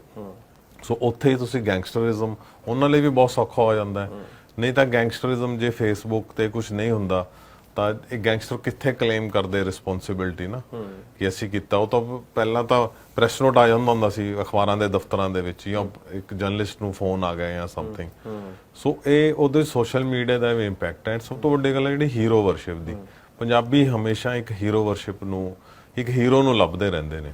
ਫਿਰ ਸੈਲੀਬ੍ਰੇਟ ਵੀ ਕਰਦੇ ਪੰਜਾਬੀ ਕਰਦੇ ਨੇ। ਮੈਨੂੰ ਇੱਕ ਥਿਊਰੀ ਇਹ ਵੀ ਹੈ ਕਿ ਜੇ ਕੁਝ ਤਾਕਤਾਂ ਨੇ ਆਪਣਾ ਹੀਰੋ ਪੰਜਾਬ 'ਚ ਪਲਾਂਟ ਕਰਨਾ ਹੈ, ਬਿਕੋਜ਼ ਲੋਕ ਹੀਰੋ ਵਰਸ਼ਿਪ ਕਰਦੇ ਨੇ, ਤਾਂ ਆਪਣੇ ਹੀਰੋ ਨੂੰ ਤਾਂ ਹੀ ਪਲਾਂਟ ਕਰੋਗੇ ਜੇ ਪਿਛਲੇ ਹੀਰੋ ਨੂੰ ਰਿਮੂਵ ਕਰੋਗੇ। ਇਹ ਚੀਜ਼ ਠੀਕ ਹੈ ਜਿਸ ਤਰੀਕੇ ਨਾਲ ਥਿਊਰੀ ਚੱਲਦੀ ਹੈ। ਇੱਕ ਦੋ ਚੀਜ਼ਾਂ ਛੋਟੇ ਹੋਰ ਸਵਾਲ ਨੇ। ਤੁਸੀਂ ਬੰਬੀਹਾ ਗਾਣੇ ਦਾ ਵੀ ਜ਼ਿਕਰ ਕੀਤਾ ਇਹਦੇ ਵਿੱਚ। ਦਵਿੰਦਰ ਬੰਬੀਹਾ ਗੈਂਗਸਟਰ ਸੀ, ਔਰ ਉਸ ਤੋਂ ਬਾਅਦ ਹਾਲਾਂਕਿ ਬੰਬੀਹੇ ਤੇ ਬਹੁਤ ਸਾਰੇ ਗੀਤ ਆਏ ਆ। ਇਹ ਕੋਈ ਇਕੱਲਾ ਦਵਿੰਦਰ ਬੰਬੀਹਾ ਤੇ ਤਾਂ ਚਲੋ ਬਾਅਦ ਵਿੱਚ ਜੋੜਿਆ ਗਿਆ ਕਿ ਲਾਰੈਂਸ ਹੁਣਾਂ ਨੇ ਇਸੇ ਬੰਬੀਹਾ ਗੀਤ ਨੂੰ ਦਵਿੰਦਰ ਬੰਬੀਹੇ ਨਾਲ ਜੋੜ ਕੇ ਦੇਖਿਆ, ਜਿਵੇਂ ਤੁਸੀਂ ਪੁਲਿਸ ਅਫਸਰਾਂ ਦੇ ਨਾਲ ਵੀ ਗੱਲਬਾਤ ਕੀਤੀ? ਜੀ ਬਿਲਕੁਲ। ਪੁਲਿਸ ਦੀ ਇਨਵੈਸਟੀਗੇਸ਼ਨ ਇਹੀ ਕਹਿੰਦੀ ਹੈ ਕਿ ਉਹਨਾਂ ਨੇ ਇਹ ਕਿਹਾ ਕਿ ਜੋ ਉਸ ਤੋਂ ਪਹਿਲਾਂ ਇੱਕ ਉਹਦੇ ਚ 2 ਸੈਂਟੈਂਸ ਆਉਂਦੇ ਨੇ ਕਿ ਕਹਿਣ ਨੂੰ ਤਾਂ ਇਹ ਗਾਣਾ ਹੈ ਪਰ ਇਹ ਕਈਆਂ ਦੇ ਵੱਜੇਗਾ ਚਪੇੜ ਵਾਂਗੂ। ਸੋ ਉਸ ਨੂੰ ਲਾਰੈਂਸ ਉਹਨਾਂ ਨੇ ਕਾਫੀ ਕਿਹਾ ਕਿ ਇਹ ਸਾਡੇ ਤੇ ਸੀਗਾ। ਇਨਫੈਕਟ ਗੋਲਡੀ ਬਰਾੜ ਨੇ ਆਪਣੀ ਇੰਟਰਵਿਊਜ਼ ਵਿੱਚ ਵੀ ਕਿਹਾ ਹੈਗਾ। ਸੋ ਇਸ ਉਹਨਾਂ ਨੂੰ ਇੱਕ ਕਿਹਾ ਜਾਂਦਾ। ਪਰ ਜਿਵੇਂ ਮੂਸੇਵਾਲਾ ਦੇ ਜਿਹੜੇ ਸੌਂਗ ਸੀਗੇ ਉਹਨਾਂ ਵਿੱਚ ਬਹੁਤ ਘੱਟ ਵਰਡਸ ਨੇ ਜਿਹੜੇ ਨਵੇਂ ਨੇ। ਜਿਵੇਂ ਉਹਨਾਂ ਨੇ ਉਹ ਜ਼ਿਕਰ ਕੀਤਾ ਵੀ ਕੁਝ ਜਿਹੜੇ ਮੇਰੇ ਰਾਈਵਲ ਨੇ ਉਹ ਮਰੂਤੇ ਵਾਂਗ ਨੇ, ਜਿਹੜਾ ਉਹ ਪਿੰਡਾਂ ਦੇ ਵਿੱਚ ਆਪਣਾ ਪਬਲਿਕ ਟਰਾਂਸਪੋਰਟ ਸਿਸਟਮ ਹੈ, ਮਰੂਤਾਂ ਨੂੰ ਭੂੰਡ ਵੀ ਕਹਿ ਦਿੰਦੇ ਹੈਗੇ ਆ। ਸੋ ਉਹ ਇੱਕੋ ਜਗ੍ਹਾ ਖੜਾ ਤੇ ਡੁਗ ਡੁਗ ਡੁਗ ਕਰਦਾ ਰਹਿੰਦਾ ਹੈਗਾ, ਆਈਡਲ ਜਿਹੜਾ ਇੰਜਨ ਰਨ ਕਰਦਾ। ਸੋ ਉਹ ਇੱਕ ਨਵਾਂ ਮੈਂ ਹਾਂ ਜੋਂਗਾ ਵੀ ਕਹਿੰਦੇ। ਸੋ ਉਹ ਇੱਕ ਨਵਾਂ ਮੈਟਾਫਰਸ ਯੂਜ਼ ਕੀਤਾ। ਅਦਰਵਾਈਜ਼ ਬੰਬੀਹਾ ਆਪਣੇ ਕਾਫੀ ਪਹਿਲਾਂ ਸੌਂਗਸ ਵਿੱਚ ਵੀ ਯੂਜ਼ ਕੀਤਾ ਗਿਆ ਹੈ। ਹੁਣ ਉਹਨੂੰ ਜਾਣਬੁੱਝ ਕੇ ਯੂਜ਼ ਕੀਤਾ ਗਿਆ ਮੂਸੇਵਾਲਾ ਤੇ ਅੰਮ੍ਰਿਤਮਾਨ ਵੱਲੋਂ, ਕਿ ਉਹਨਾਂ ਦਾ ਉਹ ਮਕਸਦ ਸੀਗਾ। ਇਹ ਇੱਕ ਡਿਬੇਟ ਦਾ ਸਬਜੈਕਟ ਹੈ। ਪਰ ਆਪਣੇ ਫੋਕ ਟੇਲਸ ਵਿੱਚ ਵੀ ਬੰਬੀਹਾ ਸ਼ਬਦ, ਬੰਬੀਹਾ ਇੱਕ ਪੰਛੀ ਦਾ ਨਾਂ ਹੈ। ਸੋ ਉਸ ਨੂੰ ਕਿਹਾ ਜਾਂਦਾ ਕਿ ਉਹ ਹਾਰਬਿੰਗਰ ਹੁੰਦਾ ਹੈ ਚੰਗੇ ਟਾਈਮ ਦਾ। ਕੁਝ ਮੇਰੇ ਖਿਆਲ ਆਪਣੇ ਵਿਆਹ ਦੇ ਰਿਚੁਅਲਸ ਵੀ ਬੰਬੀਹਾ ਯੂਜ਼ ਕੀਤਾ ਜਾਂਦਾ ਹੈ। ਸ਼ਾਇਦ ਇਸ ਦਾ ਆਪਣੇ ਰਿਲੀਜੀਅਸ ਉਹਦੇ ਵਿੱਚ ਕੰਟੈਕਸਟ ਵਿੱਚ ਵੀ ਯੂਜ਼ ਕੀਤਾ ਜਾਂਦਾ ਇਸ ਨੂੰ। ਪਰ ਲਾਰੈਂਸ ਉਹਨਾਂ ਨੇ ਇਹੀ ਸਮਝਿਆ ਕਿ ਬੰਬੀਹਾ ਜਿਹੜਾ ਇਹਨਾਂ ਦੇ ਐਂਟੀ ਗੈਂਗ ਆ ਔਰ ਇਸ ਕਰਕੇ ਇਹ ਦੂਸਰੀ ਗੈਂਗ ਨੂੰ ਪ੍ਰਮੋਟ ਕਰ ਰਿਹਾ, ਕਿਉਂਕਿ ਇੰਟਰਵਿਊਜ਼ ਦੇ ਵਿੱਚ ਵੀ ਜ਼ਿਕਰ ਕੀਤਾ ਤਾਂ ਪੁਲਿਸ ਇਨਵੈਸਟੀਗੇਸ਼ਨ 'ਚ ਵੀ ਇਹ ਸਵਾਲ ਪੁੱਛੇ ਵੀ ਉਹਨਾਂ ਨੇ ਪੁਲਿਸ ਅਫਸਰਾਂ ਨੇ, ਔਰ ਇਹ ਚੀਜ਼ ਦਾ ਜ਼ਿਕਰ ਵੀ ਕਰਦਾ ਹੈ। ਇਸ ਚੀਜ਼ ਦਾ ਮੈਂ ਜ਼ਿਕਰ ਆਪਣੀ ਕਿਤਾਬ ਵਿੱਚ ਕੀਤਾ ਕਿ ਸਪੈਸ਼ਲੀ ਜਿਹੜਾ ਉਹ 2 ਸੈਂਟੈਂਸ ਜੋ ਬੋਲਿਆ ਜਾਂਦਾ ਹੈ, ਸੋ ਜੇ ਉਹ ਨਾ ਬੋਲਿਆ ਜਾਂਦਾ ਤਾਂ ਸ਼ਾਇਦ ਇਸ ਗਾਣੇ ਦਾ ਮਤਲਬ ਉਹ ਨਾ ਕੱਢਿਆ ਜਾਂਦਾ ਜੋ ਇਸ ਵਕਤ ਜਿਸ ਦੀ ਆਪਾਂ ਗੱਲ ਕਰ ਰਹੇ ਹਾਂ। ਔਰ ਇੱਕ ਦੋ ਚੀਜ਼ਾਂ ਆ, ਸਿੱਧੂ ਉਹਨਾਂ ਦੇ ਫਾਦਰ ਉਹਨਾਂ ਨੂੰ ਵੀ ਤੁਸੀਂ ਮਿਲ ਕੇ, ਸਿੱਧੂ ਦੇ ਮਾਤਾ ਜੀ ਨੂੰ ਵੀ ਤੁਸੀਂ ਬੁੱਕ ਦੇ ਕੇ ਆਏ ਹੋ ਪਿਛਲੇ ਦਿਨੀ, ਉਹ ਕੀ ਕਹਿੰਦੇ ਆ ਪਰਸਨਲੀ ਤੌਰ ਤੇ, ਤੁਸੀਂ ਕੀ ਮਹਿਸੂਸ ਕੀਤਾ ਸਿੱਧੂ ਦੇ ਮਾਤਾ ਉਹਨਾਂ ਨੂੰ ਮਿਲਣ ਤੋਂ ਬਾਅਦ? ਉਹਨਾਂ ਨਾਲ ਗੱਲ ਕਰਨੀ ਬਹੁਤ ਔਖੀ ਹੈ, ਬਿਕੋਜ਼ ਇੱਕ ਤਾਂ ਉਹਨਾਂ ਦੇ ਕੋਲ ਬੈਠ ਕੇ ਨਾ ਮੈਂ ਐਜ਼ ਅ ਕ੍ਰਾਈਮ ਰਿਪੋਰਟਰ ਆਪਣਾ ਤਰ੍ਹਾਂ ਮੈਂ ਕੁਐਸਚਨਸ ਪੁੱਛਣਾ ਤੇ ਡਿਗ ਆਊਟ ਕਰਨਾ, ਪਰ ਸਿੱਧੂ ਮੂਸੇਵਾਲਾ ਦੇ ਮਾਤਾ ਜੀ ਅੱਗੇ ਮੈਂ ਬਹੁਤ ਦੇਰ ਸਪੀਚਲੈਸ ਹੀ ਰਿਹਾ। ਹੁਣ ਵੀ ਮੈਂ ਜਦੋਂ ਉਹਨਾਂ ਨੂੰ ਕਿਤਾਬ ਦਿੱਤੀ ਹੈ ਤੇ ਉਹ ਕਿਤਾਬ ਉਹ ਫਿਰ ਮੈਨੂੰ ਅੰਦਰ ਲੈ ਕੇ ਗਏ ਡਰਾਇੰਗ ਰੂਮ ਦੇ ਵਿੱਚ ਨਾ। ਪਹਿਲਾਂ ਮੈਂ ਜਦੋਂ ਵੀ ਉਹਨਾਂ ਨੂੰ ਮਿਲਿਆ ਤੇ ਉਦੋਂ ਮੈਂ ਬਾਹਰ ਹੀ ਮਿਲਿਆ ਉਹਨਾਂ ਨੂੰ, ਐਂਡ ਉਹ ਅੰਦਰ ਲੈ ਕੇ ਗਏ ਨੇ। ਉਹਨਾਂ ਨੇ ਕਿਤਾਬ ਤੇ ਸਿੱਧੂ ਮੂਸੇਵਾਲੇ ਦੇ ਫੇਸ ਤੇ ਐਵੇਂ ਹੱਥ ਫੇਰਿਆ ਜਿਵੇਂ ਇੱਕ ਨਵਾਂ ਜੰਮਿਆ ਬੱਚਾ ਹੁੰਦਾ ਨਾ ਤੇ ਮਾਂ ਉਸਦੇ ਫੇਸ ਤੇ ਹੱਥ ਫੇਰਦੀ ਹੈ। ਉਹ ਬਹੁਤ ਇਮੋਸ਼ਨਲ ਮੂਮੈਂਟ ਸੀਗਾ। ਇਨਫੈਕਟ ਉਹ ਇੰਨਾ ਇਮੋਸ਼ਨਲ ਸੀ ਗਿਆ ਕਿ ਮੇਰੇ ਨਾਲ ਫੋਟੋਗ੍ਰਾਫਰ ਸੀ, ਮੇਰੇ ਫਰੈਂਡ ਸੀਗੇ, ਤੇ ਅਸੀਂ ਉਹਦੀ ਫੋਟੋ ਹੀ ਨਹੀਂ ਖਿੱਚ ਪਾਏ। ਉਹਨਾਂ ਨੇ ਬੁੱਕ ਵੀ ਆਪਦੇ ਮੱਥੇ ਨੂੰ ਲਾ ਲਈ। ਹਾਂ, ਉਹਨਾਂ ਨੇ ਬੁੱਕ ਵੀ ਆਪਣੇ ਮੱਥੇ ਨੂੰ ਲਗਾਈ ਤੇ ਅਸੀਂ ਉਸ ਨੂੰ ਵੀ ਨਹੀਂ ਕੈਪਚਰ ਕਰ ਪਾਏ ਉਸ ਮੂਮੈਂਟ ਨੂੰ। ਸੋ ਉਹਨਾਂ ਨੂੰ ਮੈਂ ਜਦੋਂ ਵੀ ਮਿਲਿਆ ਉਹ ਥੋੜਾ ਬਹੁਤ ਉਹਨਾਂ ਨੇ ਗੱਲਾਂ ਕੀਤੀਆਂ, ਪਰ ਉਹ ਇਹੀ ਕਹਿੰਦੇ ਰਹੇ ਵੀ ਸਾਨੂੰ ਨਿਆਂ ਦਿਵਾਓ, ਸਾਨੂੰ ਸਾਡੀ ਆਵਾਜ਼ ਚੁੱਕੋ। ਪਰ ਇਨਸਾਫ ਦਾ ਜ਼ਿਕਰ ਉਹ ਕਰਦੇ ਆ, ਇੰਡਸਟਰੀ ਦੇ ਬਾਰੇ ਵੀ ਕਹਿੰਦੇ ਕਿ ਪਰਦੇ ਦੇ ਪਿੱਛੇ ਵੀ ਬਹੁਤ ਸਾਰੇ ਲੋਕ ਆ, ਪਰ ਜਿਸ ਤਰੀਕੇ ਨਾਲ ਇਨਫਲੂਐਂਸ ਕਹਿ ਲਓ ਜਾਂ ਹੁਣ ਜਿਸ ਤਰੀਕੇ ਨਾਲ ਜਿਸ ਟਰੈਕ ਤੇ ਸਿੱਧੂ ਦੇ ਫਾਦਰ ਚੱਲ ਰਹੇ ਆ, ਜਾਂ ਜਿਸ ਤਰੀਕੇ ਦੇ ਨਾਲ, ਹਾਲਾਂਕਿ ਜਿਹਦਾ ਪੁੱਤ ਮਰਦਾ ਦਰਦ ਜੁਪਿੰਦਰ ਜੀ ਉਹੀ ਸਮਝ ਸਕਦਾ, ਕਿਉਂਕਿ ਫਰਸਟ੍ਰੇਸ਼ਨ ਕਹੋ ਇਸ ਨੂੰ, ਦਰਦ ਸਮਝੋ, ਕਿਉਂਕਿ ਉਸ ਤੋਂ ਬਾਅਦ ਤੁਸੀਂ ਉਹਨਾਂ ਦੇ ਸਿੱਧੂ ਦੇ ਡੈਥ ਤੋਂ ਪਹਿਲਾਂ ਦੀਆਂ ਤਸਵੀਰਾਂ ਦੇਖ ਲਓ ਔਰ ਡੈਥ ਤੋਂ ਬਾਅਦ ਉਹਦੇ ਮਦਰ ਦਾ ਚਿਹਰਾ, ਉਹਦੇ ਫਾਦਰ ਸਾਹਿਬ ਦਾ ਚਿਹਰਾ ਦੇਖ ਲਓ ਤਾਂ ਸਮਝ ਆਉਂਦਾ ਜ਼ਮੀਨ ਅਸਮਾਨ ਦਾ ਫਰਕ ਹੈ। ਤੁਹਾਨੂੰ ਕੀ ਲੱਗਦਾ ਜਿਸ ਤਰੀਕੇ ਨਾਲ ਕ੍ਰਿਟਿਸਿਜ਼ਮ ਹੋ ਰਿਹਾ ਜਾਂ ਜਿਸ ਤਰੀਕੇ ਨਾਲ ਕ੍ਰਿਟਿਸਾਈਜ਼ ਕਰ ਰਹੇ ਆ, ਇਸ ਤਰੀਕੇ ਨਾਲ ਕੋਆਪਰੇਸ਼ਨ ਸਰਕਾਰ ਦੇ ਵੱਲੋਂ ਵੀ ਰਹੂਗਾ ਜਾਂ ਨਹੀਂ? ਦੇਖੋ, ਇੱਥੇ ਮੈਨੂੰ ਲੱਗਦਾ ਕਿ ਸੈਂਸਿਟਿਵ ਹੋਣ ਦਾ ਬਹੁਤ ਜ਼ਿਆਦਾ ਜ਼ਰੂਰਤ ਹੈ, ਚਾਹੇ ਉਹ ਪੁਲਿਸ ਹੈ, ਚਾਹੇ ਉਹ ਸਰਕਾਰ ਹੈ, ਜਾਂ ਡਿਫਰੈਂਟ ਪਾਰਟੀਆਂ ਨੇ। ਈਵਨ ਆਪੋਜੀਸ਼ਨ ਪਾਰਟੀਆਂ ਲਈ ਵੀ ਕੋਈ ਇਸ ਕੇਸ ਨੂੰ ਸਿਰਫ ਇੱਕ ਆਪੋਜੀਸ਼ਨ ਦਾ ਮੁੱਦਾ ਨਾ ਬਣਾਉਣ। ਮੈਨੂੰ ਲੱਗਦਾ ਹੈ ਕਿ ਜਿਨ੍ਹਾਂ ਦਾ ਜਵਾਨ ਪੁੱਤ, ਉਹ ਵੀ ਇਸ ਲੈਵਲ ਦਾ ਪੁੱਤ ਜਿਹੜਾ ਵਰਲਡ ਲੈਵਲ ਤੇ ਫੇਮਸ ਹੈ, ਉਹਨਾਂ ਦੇ ਮਾਂ-ਬਾਪ ਐਟਲੀਸਟ ਇੱਕ ਕਲੋਜ਼ਰ ਤਾਂ ਉਹ ਡਿਜ਼ਰਵ ਕਰਦੇ ਨੇ ਨਾ। ਉਹਨਾਂ ਨੂੰ, ਜੇ ਤੁਹਾਨੂੰ ਲੱਗਦਾ ਹੈ ਕਿ ਤੁਹਾਡੀ ਇਨਵੈਸਟੀਗੇਸ਼ਨ ਬਿਲਕੁਲ ਸਹੀ ਹੈ, ਤਾਂ ਉਹਨਾਂ ਨੂੰ ਤੁਸੀਂ ਕਨਵਿੰਸ ਕਿਉਂ ਨਹੀਂ ਕਰ ਪਾ ਰਹੇ ਹੋ? ਜੇ ਤੁਹਾਡੀ ਇਨਵੈਸਟੀਗੇਸ਼ਨ ਸਹੀ ਹੈ ਤਾਂ ਕਿਉਂ ਨਹੀਂ ਕਨਵਿੰਸ ਹੋ ਪਾ ਰਹੇ ਹੈਗੇ? ਕੋਈ ਨਾ ਕੋਈ ਤਾਂ ਗੱਲ ਹੋਏਗੀ ਜਿਸ ਕਰਕੇ ਉਹ ਕਨਵਿੰਸ ਨਹੀਂ ਹੈ। ਸੋ ਉਹ ਡਿਜ਼ਰਵ ਕਰਦੇ ਨੇ ਵੀ ਐਟਲੀਸਟ ਕਲੋਜ਼ਰ ਹੋਵੇ, ਜਿਹੜੇ ਉਹਨਾਂ ਦੇ ਮਨ 'ਚ ਸਵਾਲ ਨੇ ਉਹਨਾਂ ਨੂੰ ਜਵਾਬ ਮਿਲੇ। ਅਦਰਵਾਈਜ਼ ਉਹਨਾਂ ਦੀ ਜਸਟਿਸ ਤਾਂ ਐਵੇਂ ਚੱਲਦੀ ਰਹੇਗੀ ਤੇ ਸਰਕਾਰ ਦੇ ਨਾਲ ਵੀ ਇਹ ਜਿਹੜੀ ਫ੍ਰਿਕਸ਼ਨ ਹੈ ਇਹ ਚੱਲਦੀ ਰਹੇਗੀ। ਇਹ ਅਨਫੋਰਚੂਨੇਟ ਹੈ ਪੰਜਾਬ ਦੇ ਵਿੱਚ। ਮੈਂ ਤਾਂ ਹਮੇਸ਼ਾ ਪ੍ਰੇ ਕਰਦਾ ਹੈਗਾ ਕਿ ਆਪਣਾ ਪੰਜਾਬ ਪੀਸਫੁਲ ਰਹੇ। ਆਪਾਂ ਇੰਨਾ ਕੁਝ ਕਰ ਚੁੱਕੇ ਹਾਂ, ਇੰਨਾ ਆਪਾਂ ਟੈਲੈਂਟ ਮਰਵਾ ਚੁੱਕੇ ਹੈਗੇ ਆ। ਸੋ ਬਾਕੀ ਟੈਲੈਂਟ ਬਾਹਰ ਜਾ ਰਿਹਾ, ਦੂਜੇ ਕੰਟਰੀਜ਼ ਵਿੱਚ ਜਾ ਰਿਹਾ, ਬ੍ਰੇਨ ਡਰੇਨ ਇੱਥੇ ਡੇਲੀ ਹੋ ਰਹੀ ਹੈ। ਸੋ ਪੰਜਾਬ ਨੂੰ ਨਹੀਂ ਚਾਹੀਦਾ ਕਿ ਹੋਰ ਇਦਾਂ ਦਾ ਬਲੱਡ ਸ਼ੈਡ ਹੋਵੇ। ਜਿਸ ਤਰੀਕੇ ਨਾਲ ਮੰਨੂ ਤੇ ਕੁੱਸੇ ਹੋਣਾ ਦਾ ਐਨਕਾਊਂਟਰ ਹੁੰਦਾ, ਉਹਨਾਂ ਦੇ ਕੋਲੋਂ ਵੀ ਇੱਕ AK-47 ਮਿਲੀ ਸੀ, ਕਿ ਇਹ ਉਹੀ AK-47 ਸੀ? ਜੀ। ਬਾਕੀ ਦੇ ਹਥਿਆਰ ਤਾਂ ਨਹੀਂ ਮਿਲੇ? ਨਹੀਂ, ਜੋ ਇਹਨਾਂ ਦੋਵਾਂ ਕੋਲੋਂ ਹਥਿਆਰ ਮਿਲੇ ਉਹ ਮਿਲੇ ਨੇ। ਪੁਲਿਸ ਦੀ ਇਨਵੈਸਟੀਗੇਸ਼ਨ ਦੇ ਹਿਸਾਬ ਨਾਲ ਜੋਗਿੰਦਰ ਜੋਗਾ, ਸ਼ਾਇਦ ਮੈਂ ਨਾਂ ਸਹੀ ਲੈ ਰਿਹਾ ਹਾਂ, ਕਿ ਉਸਨੇ ਵੈਪਨ ਸਪਲਾਈ ਕੀਤੇ ਸੀਗੇ ਤੇ ਉਹੀ ਵੈਪਨ ਇਹਨਾਂ ਤੋਂ ਬਾਅਦ ਵਿੱਚ ਉਸਦੇ ਕਿਸੇ ਆਦਮੀ ਨੇ ਉਸਨੇ ਲੈ ਲਏ ਸੀਗੇ। ਐਂਡ ਜੋ NIA ਕਹਿ ਰਹੀ ਹੈ ਕਿ ਜਿਹੜੇ ਵੈਪਨਸ ਨੇ ਉਹ ਪਾਕਿਸਤਾਨ ਤੋਂ ਆਏ ਸੀ ਰਿੰਦਾ ਦੇ ਥਰੂ, ਤੇ ਉਹ ਉਸਨੂੰ ਮਤਲਬ ਇਹਨਾਂ ਤੋਂ ਸ਼ੂਟਰਸ ਤੋਂ ਇਕੱਠੇ ਕਰ ਲਿੱਤੇ ਗਏ ਸੀ। ਇਕੱਠੇ ਕਰਕੇ ਕੋਈ ਬੰਦਾ ਲੈ ਗਿਆ ਔਰ ਉਹ ਬੰਦਾ ਵੀ ਨਹੀਂ ਫੜਿਆ, ਵੀ ਨਹੀਂ ਗਿਆ? ਉਹ ਬੰਦਾ ਹਜੇ ਤੱਕ ਨਹੀਂ ਫੜਿਆ ਗਿਆ। ਇਹਦੇ ਵਿੱਚ 4 ਪ੍ਰੋਕਲੇਮਡ ਅਫੈਂਡਰ ਨੇ। ਜੋਗਿੰਦਰ ਜੋਗਾ ਹੈ, ਸਚਿਨ ਥਾਪਨ, ਅਨਮੋਲ ਬਿਸ਼ਨੋਈ ਅਤੇ ਗੋਲਡੀ ਬਰਾੜ। 31 ਬੰਦਿਆਂ ਦੇ ਉੱਤੇ ਪੁਲਿਸ ਚਲਾਨ ਹੋਇਆ, ਜਿਹੜਾ ਪਹਿਲਾ ਪੁਲਿਸ ਚਲਾਨ ਹੋਇਆ। ਪਰ ਜਿਸ ਤਰੀਕੇ ਨਾਲ 2 ਬੰਦੇ ਮਰ ਗਏ, ਜਾਂ ਗੋਲਡੀ ਔਰ ਲਾਰੈਂਸ ਔਰ ਜੱਗੂ ਹੁਣਾਂ ਦੀ ਆਪਸ ਦੇ ਵਿੱਚ ਕਨਫਲਿਕਟ ਵੀ ਪੈਦਾ ਹੋਇਆ, ਇਹਦੇ ਨਾਲ ਤੁਹਾਨੂੰ ਲੱਗਦਾ ਹੈ ਕਿ ਕੋਈ ਚੀਜ਼ਾਂ ਜੱਗੂ ਐਕਸਪੋਜ਼ ਕਰ ਸਕਦਾ, ਜਾਂ 2 ਬੰਦੇ, ਇੱਕ ਬੰਦਾ ਜਿਹਦਾ ਜੇਲ੍ਹ 'ਚ ਮਾਰਿਆ ਗਿਆ ਉਹ ਕਹਿੰਦੇ ਕਿ ਜੱਗੂ ਭਗਵਾਨਪੁਰੀਆ ਹੋਣਾ ਦਾ ਹੀ ਬੰਦਾ ਸੀ। ਹਾਂ, ਇਹਨਾਂ ਦੀ ਲੜਾਈ ਹੋਈ ਸੀ ਬਿਕੋਜ਼ ਪੁਲਿਸ ਨੂੰ ਐਗਜ਼ੈਕਟ ਇਨਫੋਰਮੇਸ਼ਨ ਮਿਲ ਗਈ ਸੀ ਜਗਰੂਪ, ਰੂਪਾ ਤੇ ਮਾਣੂ ਗੁੱਸੇ ਦੀ ਮੂਵਮੈਂਟ ਦੀ ਲੋਕੇਸ਼ਨ। ਹਾਂਜੀ, ਲੋਕੇਸ਼ਨ ਤਾਂ ਹੈ ਹੀ ਡੈਫੀਨਿਟਲੀ, ਜਿਹੜਾ ਭਕਨੀ ਕਲਾਂ ਪਿੰਡ ਦੇ ਵਿੱਚ ਹੋਈ ਹੈ, ਪਰ ਉਹਨਾਂ ਨੂੰ ਮੂਵਮੈਂਟ ਦੀ ਮਿਲ ਗਈ ਸੀਗੀ। ਅਤੇ ਉਸ ਤੋਂ ਬਾਅਦ ਜਿਵੇਂ ਆਪਾਂ ਨੂੰ ਪਤਾ ਚੱਲਿਆ ਕਿ ਪੁਲਿਸ ਨੇ ਕੋਈ 4000 ਦੇ ਕਰੀਬ ਇਹਨਾਂ ਦੇ ਹਾਈਡ ਆਊਟਸ ਆਇਡੈਂਟੀਫਾਈ ਕੀਤੇ ਆ ਭਗਵਾਨਪੁਰੀਆ ਅਤੇ ਲਾਰੈਂਸ ਦੇ। ਸੋ ਉਹ ਹਾਈਡ ਆਊਟਸ ਤੇ ਉਹ ਕਿੱਥੇ ਕਿੱਥੇ ਰਹੇ, ਮੈਨੂੰ ਲੱਗਦਾ ਹੈ ਕਿ ਕਿਸੇ ਤਰ੍ਹਾਂ ਪੁਲਿਸ ਨੂੰ ਇਨਫੋਰਮੇਸ਼ਨ ਮਿਲੀ ਹੈ, ਇਸੇ ਕਰਕੇ ਇਹਨਾਂ ਦਾ ਆਪਸ ਵਿੱਚ ਝਗੜਾ ਵੀ ਹੋਇਆ ਹੈ। ਸੋ ਇਹ ਹੁਣ ਪੁਲਿਸ ਦੇ ਉੱਤੇ ਹੈ ਕਿ ਉਹ ਇਸ ਨੂੰ ਕਿਵੇਂ ਐਕਸਪਲੋਇਟ ਕਰਦੇ ਨੇ। ਸ਼ਗਨਪ੍ਰੀਤ ਦਾ ਜ਼ਿਕਰ ਹੋ ਰਿਹਾ ਕਿਉਂਕਿ ਮੈਂ ਚਾਰ ਸ਼ੀਟ ਮਿੱਡੂ ਖੇੜਾ ਦੇ ਕੇਸ ਦੀ ਵੀ ਪੜ੍ਹੀ, ਉਹਦੇ ਵਿੱਚ ਸ਼ਗਨਪ੍ਰੀਤ ਦਾ ਜ਼ਿਕਰ ਸੀ ਔਰ ਉਹ ਇਹ ਕਹਿ ਕੇ ਪ੍ਰਚਾਰਿਆ ਗਿਆ ਕਿ ਸ਼ਗਨਪ੍ਰੀਤ ਸਿੱਧੂ ਮੂਸੇਵਾਲਾ ਦਾ ਮੈਨੇਜਰ ਸੀ, ਜਿਸ ਦਾ ਜ਼ਿਕਰ ਗੋਲਡੀ ਹੁਣੇ ਵੀ ਕਰਦੇ ਆ ਔਰ ਲਾਰੈਂਸ ਹੁਣਾਂ ਨੇ ਵੀ ਉਸ ਚੀਜ਼ ਦਾ ਜ਼ਿਕਰ ਕੀਤਾ। ਲਾਰੈਂਸ ਬਿਸ਼ਨੋਈ ਨੇ ਇੰਟਰਵਿਊ 'ਚ ਵੀ ਜ਼ਿਕਰ ਕੀਤਾ, ਗੋਲਡੀ ਬਰਾੜ ਨੇ ਵੀ ਜ਼ਿਕਰ ਕੀਤਾ।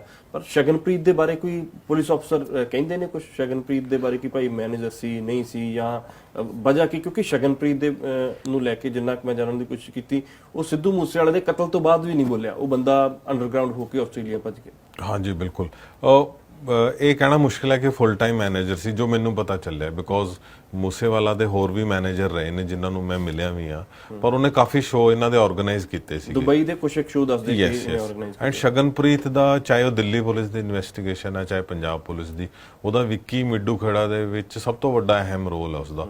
ਉਸੇ ਨੇ ਕਾਰ ਅਰੇਂਜ ਕੀਤੀ, ਉਸੇ ਨੇ ਉਹਨਾਂ ਨੂੰ ਫਲੈਟ ਰੈਕੀ ਕਰਵਾਈ, ਉਸੇ ਨੇ ਰਹਿਣ ਦਾ ਇੰਤਜ਼ਾਮ ਕੀਤਾ, ਜਿਹੜੇ ਸ਼ੂਟਰ ਸੀਗੇ ਉਹਨਾਂ ਨੂੰ ਖਾਣਾ ਵੀ ਸ਼ਗਨਪ੍ਰੀਤ ਹੀ ਪਹੁੰਚਾਉਂਦਾ ਸੀਗਾ।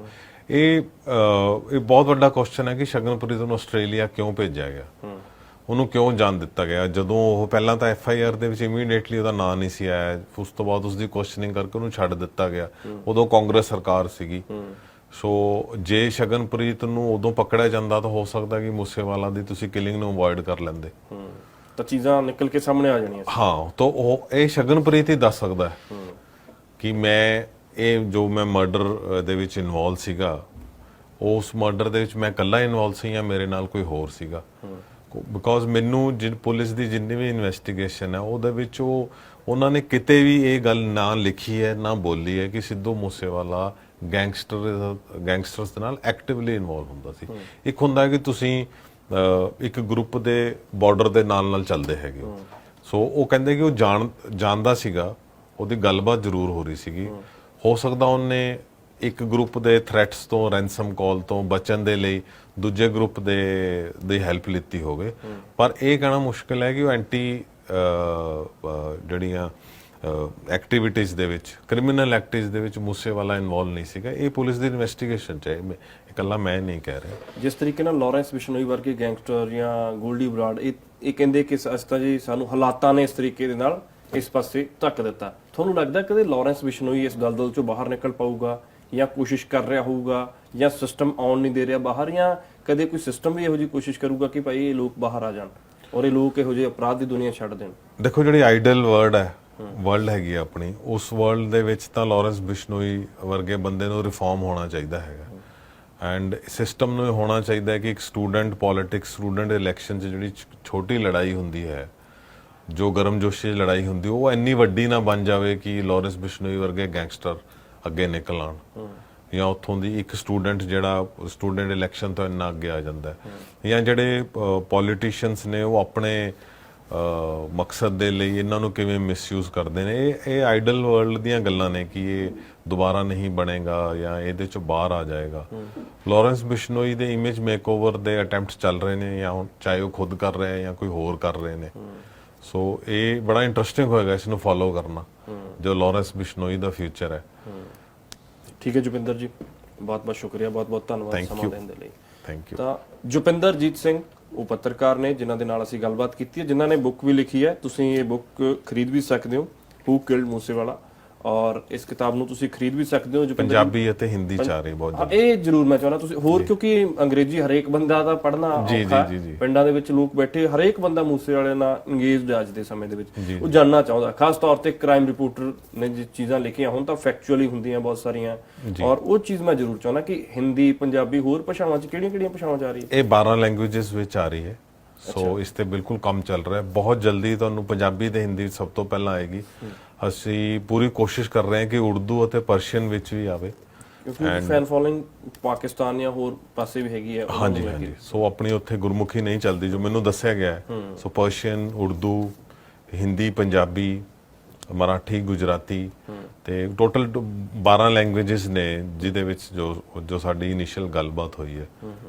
ਔਰ ਕਿਵੇਂ ਕਿਸੇ ਨੇ ਪਰਚੇਜ਼ ਕਰਨੀ ਹੋਵੇ ਔਰ ਕਿਸ ਤਰੀਕੇ ਦੇ ਇਹ Amazon ਤੇ ਅਵੇਲੇਬਲ ਹੈ ਅਤੇ ਮੈਨੂੰ ਲੱਗਦਾ ਇਸ ਮਹੀਨੇ ਦੇ ਐਂਡ ਤੱਕ ਇਹ ਪੂਰੇ ਵਰਲਡ ਵਾਈਡ ਚ ਅਵੇਲੇਬਲ ਹੋਏਗੀ। ਇਹਦੀ ਈ-ਬੁੱਕ ਹੋਏਗੀ ਅਵੇਲੇਬਲ ਅਤੇ ਪ੍ਰਿੰਟ ਔਨ ਡਿਮਾਂਡ ਹੋਏਗੀ। ਤੁਸੀਂ ਸਿਰਫ Amazon ਜਾਂ ਜਿੰਨੀਆਂ ਵੀ ਇਹ ਆਨਲਾਈਨ ਸਾਈਟਸ ਨੇ ਤੁਸੀਂ ਉੱਥੇ ਜਾ ਕੇ ਪੇਪਰਬੈਕ ਜਾਂ ਹਾਰਡ ਬਾਉਂਡ ਜੋ ਵੀ ਤੁਹਾਨੂੰ ਚਾਹੀਦਾ ਹੈ ਤੁਸੀਂ ਉਸ ਤੇ ਕਲਿੱਕ ਕਰਨਾ ਹੈ ਤੇ ਉਹ ਤੁਹਾਨੂੰ ਉੱਥੇ। ਮਿਹਨਤ ਕਿੰਨੀ ਕੁ ਹੋਈ ਹੈ ਇਹਦੇ ਪਿੱਛੇ? ਕਿੰਨੇ ਕੁ ਲੋਕਾਂ ਨਾਲ ਸੰਪਰਕ ਸਾਧਣਾ ਪਿਆ ਤੁਹਾਨੂੰ? ਕਿੰਨੇ ਕੁ ਗੇੜੇ ਕੱਢਣੇ ਪਏ ਦਫ਼ਤਰਾਂ ਜਾ ਅਫਸਰਾਂ ਨਾਲ? ਇਹ ਬੁੱਕ ਮੇਰੇ ਲਈ ਬਹੁਤ ਚੈਲੰਜਿੰਗ ਸੀਗੀ ਜਿਹੜੇ ਮੇਰੀਆਂ ਪਿਛਲੀ ਸਾਰੀ ਬੁੱਕਸ ਤੋਂ, ਬਿਕੋਜ਼ ਇਹ ਬੁੱਕ ਤੇ ਮੈਂ ਕੁਝ ਵੀ ਗੱਲ ਬਿਨਾਂ ਫੈਕਟਸ ਨੂੰ ਚੈੱਕ ਕੀਤੇ ਨਹੀਂ ਲਿਖ ਸਕਦਾ। ਜੇ ਇਮੇਜਿਨੇਸ਼ਨ ਦਾ ਕੋਈ ਰੋਲ ਨਹੀਂ ਹੈ। ਸੋ ਹੋ ਸਕਦਾ ਕਿਤੇ ਨਾ ਕਿਤੇ ਕਿਸੇ ਦੇ ਕੈਰੈਕਟਰ ਨੂੰ ਸਮਝਾਉਣ ਦੇ ਲਈ ਮੈਂ ਥੋੜਾ ਪੋਇਟਿਕ ਲਿਬਰਟੀ, ਪੋਇਟਿਕ ਲਾਇਸੈਂਸ ਲਿੱਤਾ ਹੋਵੇ, ਪਰ 99% ਇਹ ਕਿਤਾਬ ਐਕਚੁਅਲ ਇਵੈਂਟਸ ਦੇ ਉੱਤੇ ਹੈ। ਐਂਡ ਇਹਦੀ ਹਰ ਲਾਈਨ ਬਹੁਤ ਸਟ੍ਰੈਸਫੁਲ ਸੀ ਇਸ ਨੂੰ ਲਿਖਣਾ, ਬਿਕੋਜ਼ ਇੱਕ ਕੈਰੈਕਟਰ ਨੂੰ ਛੱਡ ਕੇ ਤੇ 2 ਗੈਂਗਸਟਰਸ ਨੂੰ ਜਿਹੜੇ ਸ਼ੂਟਰਸ ਨੂੰ ਮਾਰਿਆ, ਬਾਕੀ ਸਭ ਕੈਰੈਕਟਰ ਜ਼ਿੰਦਾ ਨੇ ਤੇ ਉਹਨਾਂ ਦੀ ਸੈਂਸਿਟੀਵਿਟੀ ਨੂੰ ਵੀ ਧਿਆਨ 'ਚ ਰੱਖਣਾ ਹੈਗਾ ਐਂਡ ਲੀਗਲ ਸੈਂਸਿਟੀਵਿਟੀ ਨੂੰ ਵੀ ਧਿਆਨ ਰੱਖਣਾ, ਬਿਕੋਜ਼ ਹਜੇ ਕੇਸ ਤਾਂ ਤੁਹਾਨੂੰ ਦੱਸਿਆ ਕੋਰਟ ਦੀ ਚਾਰਜਸ਼ੀਟ ਵੀ ਤਿਆਰ ਨਹੀਂ ਹੋਈ ਹੈਗੀ। ਸੋ ਤੁਸੀਂ ਫੈਕਟਸ ਨਾਲ ਵੀ ਰਹਿਣਾ ਹੈ ਤੇ ਤੁਸੀਂ ਸੈਂਸਿਟੀਵਿਟੀਜ਼ ਦਾ ਵੀ ਧਿਆਨ ਰੱਖਣਾ ਹੈ ਅਤੇ ਦਿਲ ਦੀ ਗੱਲ ਵੀ ਕਰਨੀ ਹੈ। ਸੋ ਇਹ ਬਹੁਤ ਚੈਲੰਜਿੰਗ ਰਿਹਾ ਐਂਡ ਇਸ ਬੁੱਕ ਨੂੰ, ਇਹ ਮੇਰੀ ਪਹਿਲੀ ਕਿਤਾਬ ਹੈ ਜਿਸ ਨੂੰ ਲਿਖਦੇ ਹੋਏ ਮੈਨੂੰ ਬਹੁਤ ਟਰਾਮਾ ਫੀਲ ਹੋਇਆ। ਮੈਂ ਕਾਫੀ ਬਿਮਾਰ ਵੀ ਰਿਹਾ ਇਸ ਬੁੱਕ ਨੂੰ ਲਿਖਦੇ ਹੋਏ, ਮੈਂ ਕਾਫੀ weight ਵੀ ਲੂਜ਼ ਕੀਤਾ।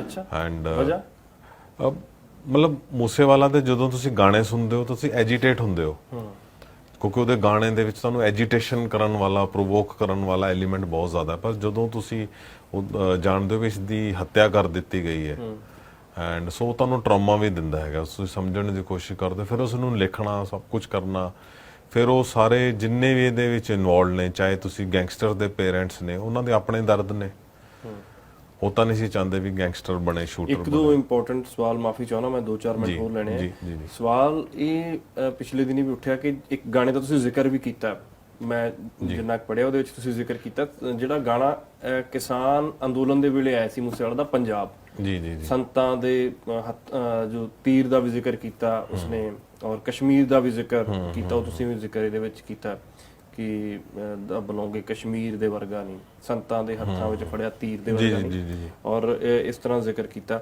ਔਰ ਤੁਹਾਨੂੰ ਕਿਉਂਕਿ ਇੱਕ ਥਿਉਰੀ ਚੱਲੀ ਕਿ ਪੰਜਾਬ ਗੀਤ ਜਿਹੜਾ ਸੀ ਉਹ ਬਹੁਤ ਜ਼ਬਰਦਸਤ ਤਰੀਕੇ ਨਾਲ ਕਸ਼ਮੀਰ ਦਾ ਵੀ ਜ਼ਿਕਰ ਕੀਤਾ, ਫਿਰ ਉਹਦੀ ਆਡੀਅנס ਬਹੁਤ ਵਾਈਡ ਹੋ ਗਈ, ਉਸ ਤੋਂ ਬਾਅਦ ਏਜੰਸੀਜ਼ ਦੇ ਵੀ ਨਿਸ਼ਾਨੇ ਤੇ ਸੀ, ਇਸ ਤਰ੍ਹਾਂ ਦੀਆਂ ਗੱਲਾਂ ਵੀ ਚੱਲੀਆਂ ਸੀ। ਇਸ ਚੀਜ਼ ਨੂੰ ਕਹਿਣਾ ਕਿੰਨਾ ਫੈਕਚੁਅਲ ਹੋਏਗਾ ਜੋਗਿੰਦਰ ਜੀ? ਦੇਖੋ ਕਾਫੀ ਥਿਊਰੀਜ਼ ਨੇ, ਪਰ ਜਦ ਤੱਕ ਸਭ ਨੂੰ ਕੁਝ ਪੁਖਤਾ ਅੱਗੇ ਨਹੀਂ ਆ ਜਾਂਦਾ ਕਹਿਣਾ ਮੁਸ਼ਕਿਲ ਹੈ। ਪਰ ਹਾਂ, ਉਸ ਗਾਣੇ ਨੇ ਕਾਫੀ ਲੋਕਾਂ ਨੂੰ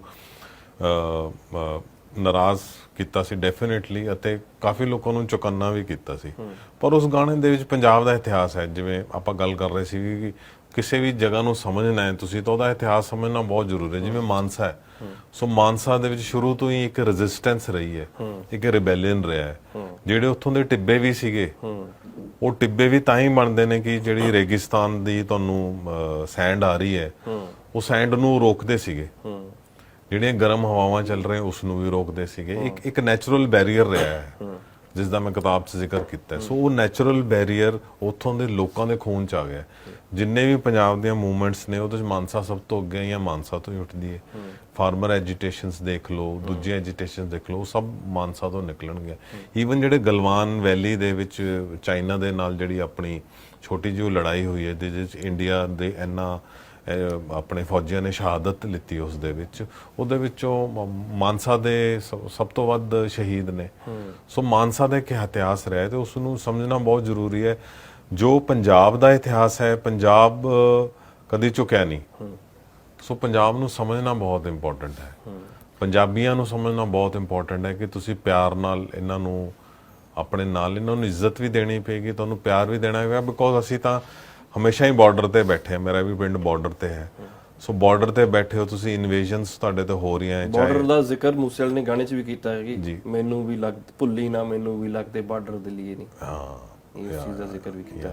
ਇੱਕ ਅਖੀਰਲਾ ਮੇਰਾ ਸਵਾਲ ਹੈ, ਜਦੋਂ ਆਖਰੀ ਵਾਰ ਸਿੱਧੂ ਮੂਸੇਵਾਲਾ ਆਪਣੇ ਘਰੋਂ ਗਿਆ ਜਿਸ ਦਿਨ ਉਸਦਾ ਕਤਲ ਹੋਇਆ, ਉਸ ਦਿਨ ਦਾ ਵੀ ਤੁਸੀਂ ਜ਼ਿਕਰ ਕੀਤਾ ਕਿ ਸਿੱਧੂ ਦੀ ਮਾਤਾ ਕਹਿੰਦੀ ਹੈ ਕਿ ਪੁੱਤ ਫੋਰਚੂਨਰ ਲੈ ਜਾ, ਕਿਉਂਕਿ ਫੋਰਚੂਨਰ ਬੁਲਟ ਪ੍ਰੂਫ ਸੀਗੀ, ਨਹੀਂ ਤਾਂ ਮੇਰਾ ਦਿਲ ਘਟਦਾ, ਮੇਰੇ ਦਿਲ ਨੂੰ ਕੁਝ ਹੋ ਰਿਹਾ। ਇਹ ਸਿੱਧੂ ਦੇ ਮਾਤਾ ਗੱਲ ਕਹਿੰਦੇ, ਤੁਸੀਂ ਇੱਕ ਕਿਤਾਬ ਦੇ ਵਿੱਚ ਜ਼ਿਕਰ ਕੀਤਾ ਕਿ ਜੇ ਉਸ ਟਾਈਮ ਤੇ ਗਨਮੈਨ ਨਾਲ ਹੁੰਦੇ ਤੁਹਾਨੂੰ ਲੱਗਦਾ ਕਿ ਕਿਲਿੰਗ ਰੁਕ ਜਾਣੀ ਸੀ, ਜਾਂ ਫਿਰ ਜੇ ਮੰਨ ਲਓ ਗਨਮੈਨ ਨੂੰ ਵੀ ਕੁਝ ਹੁੰਦਾ, ਨੁਕਸਾਨ ਹੁੰਦਾ, ਤਾਂ ਜੈਪਾਲ ਭੁੱਲਰ ਦੀ ਤਰ੍ਹਾਂ ਫਿਰ ਨਾਲ ਦੀ ਨਾਲ ਪੁਲਿਸ ਹੋਰ ਐਕਸ਼ਨ ਦੇ ਵਿੱਚ ਆਉਂਦੀ। ਔਰ ਜਿਸ ਤਰੀਕੇ ਨਾਲ ਜੈਪਾਲ ਪਹਿਲਾਂ ਪੰਜਾਬ ਦੇ ਵਿੱਚ ਘੁੰਮਦਾ ਰਿਹਾ, ਜਦੋਂ ਪੁਲਿਸ ਵਾਲੇ ਮਰਦੇ ਉਸ ਤੋਂ ਬਾਅਦ ਫਿਰ ਵੈਸਟ ਬੰਗਾਲ ਜਾ ਕੇ ਪੁਲਿਸ ਐਨਕਾਊਂਟਰ ਕਰ ਦਿੰਦੀ ਹੈ ਉਸਦਾ।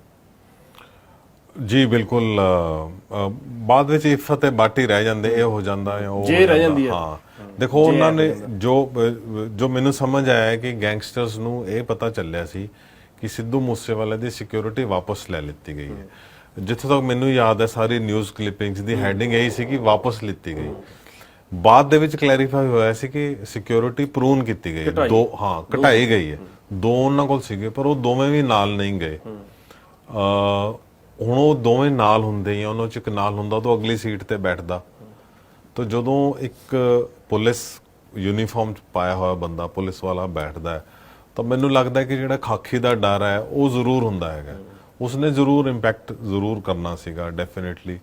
ਹੋ ਸਕਦਾ ਹੈ ਮੂਸੇਵਾਲਾ ਜ਼ਖਮੀ ਹੀ ਹੁੰਦਾ, ਹੋ ਸਕਦਾ ਸਿਰਫ ਇੱਕ ਵਾਰਨਿੰਗ ਫਾਇਰਿੰਗ ਕੀਤੀ ਜਾਂਦੀ, ਜਿਵੇਂ ਕਿ ਕੈਂਕੜਾ ਅਤੇ ਨਿੱਕੂ ਜਿਹੜੇ ਉਹਦੇ ਰੈਕੀ ਕਰ ਰਹੇ ਸੀ, ਉਹਨਾਂ ਨੇ ਪੁਲਿਸ ਨੂੰ ਇਹੀ ਕਿਹਾ ਕਿ ਸਾਨੂੰ ਤਾਂ ਸੀਗਾ ਵੀ ਸਿਰਫ ਇਹਨੂੰ ਡਰਾਇਆ ਜਾਏਗਾ, ਸੋ ਸਾਨੂੰ ਮਰਡਰ ਦਾ ਨਹੀਂ ਸੀ ਪਤਾ। ਹੋ ਸਕਦਾ ਆਪਣਾ ਨੂੰ ਬਚਾਉਣ ਨੂੰ ਕਹਿ ਰਹੇ ਹੋਣ, ਇਹ ਡਿਫਰੈਂਟ ਗੱਲਾਂ ਨੇ, ਪਰ ਪੁਲਿਸ ਦਾ ਉਸ ਦਿਨ ਨਾਲ ਹੋਣਾ ਬਹੁਤ ਜ਼ਰੂਰੀ ਸੀਗਾ। ਪਰ ਇਹ ਵੀ ਗੱਲ ਕਹੀ ਜਾਂਦੀ ਹੈ ਕਿ ਜਦੋਂ ਉਹਨੂੰ ਧਮਕੀਆਂ ਇੰਨੀਆਂ ਆ ਗਈਆਂ ਸੀ, ਉਹਨੂੰ ਇਹ ਲੱਗਦਾ ਸੀ ਕੋਈ ਨਹੀਂ ਪੁਰਾਣੀਆਂ ਧਮਕੀਆਂ ਦੀ ਤਰ੍ਹਾਂ ਇਹ ਵੀ ਇੱਕ ਧਮਕੀ ਸ਼ਾਇਦ ਸੀਰੀਅਸ ਹੋਰ ਲੈ ਜਾਂਦਾ। ਉਹਨੂੰ ਇੱਕ ਆਪਦੇ 45 ਬੋਰ ਦੇ ਪਿਸਤੌਲ ਤੇ ਵੀ ਕਹਿੰਦੇ ਬਹੁਤ ਜ਼ਿਆਦਾ ਭਰੋਸਾ ਸੀਗਾ ਕਿ ਕੋਈ ਨਾ।